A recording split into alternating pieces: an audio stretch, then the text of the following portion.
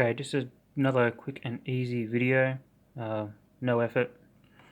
Don't expect anything special. Got these the 10th of March, so it's supposed to be a pandemic project birthday present from my brother-in-law. Thank you, brother-in-law. You know who you are. Alright, I have not painted minis and haven't done modelling in a long time, but this is, if we focus, there we go. Now, I know more flaws than you can possibly see on this guy, but considering he's very yellow and very orc,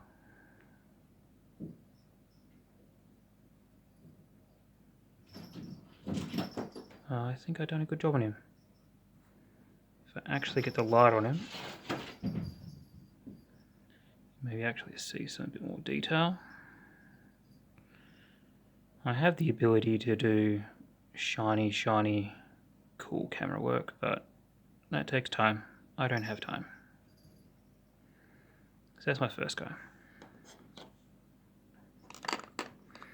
Now I know these guys probably have names and different stats and all that kind of stuff, but I'm yet to play a game of this. I have played a few games of Warhammer at PAX, but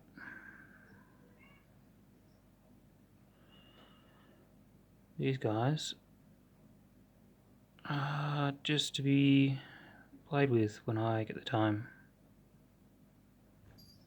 And I like orcs, because smash.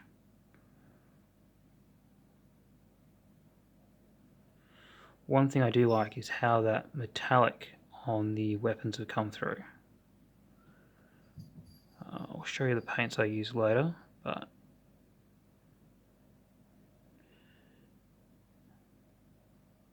seeing how that metallic has come through on the middle, it's been sharpened. It's come out really good. Now this is what I presume is a leader dude. He's a little bit more complex.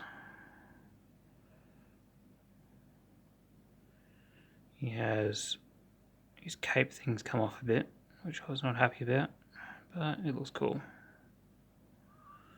He's got his dual axe bits and same kind of armor. His cape's pretty dynamic, which I like. Could have done a bit better, making it look burnt on the edge, but you got to call a project done eventually. So yeah, that's the leader dude. He's got like cool little details in there on the chain stuff and a little skull. I presume that's how many people he's killed, but for an orc you'd think he'd kill more people. But I guess that'd weigh him down. And it's one of his favourite kills. And we got like dude with like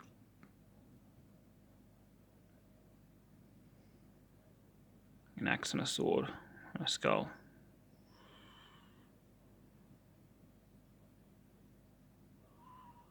Got the same metallic on the chainmail. Now I know on the base back here you got like fabric pants and stuff, but you know, I could have painted that like blue jeans or something, but I wanted these guys yellow, very yellow, so I went nuts for the yellow.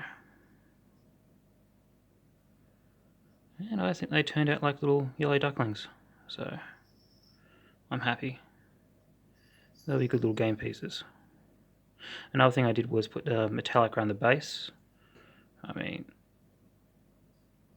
I think it looks cool. I mean, nothing on the bottom, it's nothing special. But he looks cool. I'm happy with the look. And that's all that matters. and my cats are chasing each other. So to give a rundown what paints I use.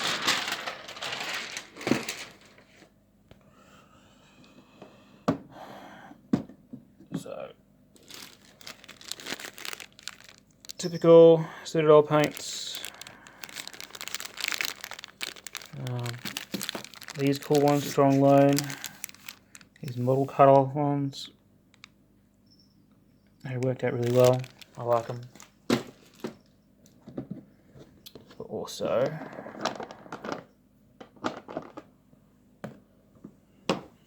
your Tamiya gunmetal.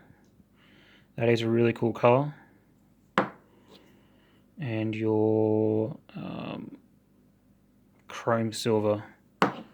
And a bunch of other like mithril silver, like the 40k stuff. The Citadel paints, I should say. This made cool on his fur coat here. That turned out really cool. And the mithril silver works really well for like the chainmail and stuff. I know it's an ancient paint. And yeah, that's my little Warhammer, my complete Warhammer army. No, I got more shock horror paint. For a guy who doesn't play Warhammer, I've actually got a small collection of like Space Marines and stuff hidden away. But that's something for another time. It's an old set from the 80s, I believe. But yeah.